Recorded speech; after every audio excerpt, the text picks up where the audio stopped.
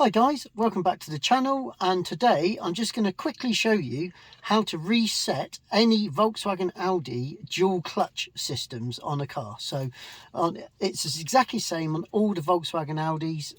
So if your gears are getting a little bit clunky, you know, you can feel a bit notchy when you're stopping or when you're pulling away, it just means all the little solenoids have moved a bit and you need to reset them. It's quite simple, it's very quick, so let's just get straight into it. So first of all, what you've got to do is put your foot on the throttle and press the throttle all the way to the floor. Then you turn the ignition on and then wait a minute. So set for a minute and we'll wait for a minute. I'll get back to you as soon as we're just about to be done. So nearly there.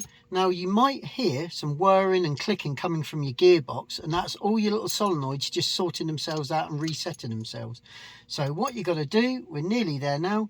So once your full minute's done, what you do then is you turn the ignition off,